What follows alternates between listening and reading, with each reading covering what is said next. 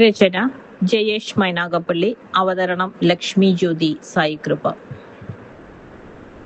ഒരു കൊച്ചുകുട്ടി അവന്റെ പ്രിയപ്പെട്ട കളിപ്പാട്ടവുമായി കളിച്ചുകൊണ്ടിരിക്കുമ്പോൾ അടുത്തേക്ക് ചെന്നിട്ടുണ്ടോ? അവൻ ആദ്യം ചെയ്യുന്നത് ആ കളിപ്പാട്ടത്തെ നെഞ്ചോട് ചേർത്ത് പിടിച്ച് സുരക്ഷിതമാക്കുന്നതായിരിക്കും. അവന് പേടിയാണ്, ഒരുപക്ഷെ നമ്മൾ അവന്റെ പ്രിയപ്പെട്ട ആ കളിപ്പാട്ടത്തെ എടുത്തുകൊണ്ടു പോകുമോ എന്ന്.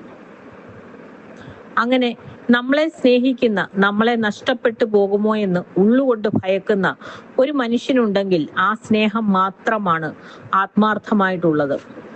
അങ്ങനെ ഒരു മനുഷ്യനെ നമ്മൾ സമ്പാദിച്ചിട്ടുണ്ടെങ്കിൽ ആ സമ്പാദ്യത്തിന് കോടാനുകോടിക്കും മുകളിലെ മൂല്യമുണ്ട്. അല്ലാതെ 1000 പേർ നമുക്ക് ചുറ്റുമുണ്ടായാലും അവരൊക്കെയും മരുഭൂമിയുടെ നടുവിൽ ദാഹിച്ചു വലയുമ്പോൾ കയ്യിലിരിക്കുന്ന സ്വർണ്ണ നാണയം പോലെയാണ്. മൂല്യമില്ല എന്നല്ല, അതിനു പക്ഷേ ആ സമയത്തെ തിളക്കം മാത്രമേ ഉള്ളൂ. ദാഹമകറ്റാൻ ശേഷിയില്ല. അവർ വെറും ആൾക്കൂട്ടം മാത്രമാണ്. അവർക്ക് നമ്മൾ നൽകുന്ന സ്നേഹം ഉപ്പ് കടലിലേക്ക് പതിക്കുന്ന മഴ പോലെയാണ്. അവിടെ മഴത്തുള്ളിയുടെ ശുദ്ധതയ്ക്ക് യാതൊരു പ്രസക്തിയുമില്ല.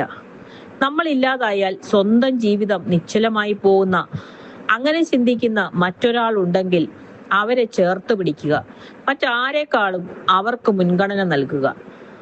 അങ്ങനെ ഒരാളില്ല എങ്കിൽ നമ്മൾ വെറും ആൾക്കൂട്ടത്തിന്റെ ഭാഗം മാത്രമാണ്. മരുഭൂമിയിലെ സ്വർണ്ണ നാണയം പോലെ വെറും തിളക്കം മാത്രം സമ്മാനിക്കുന്ന ഒരാൾക്കൂട്ടം.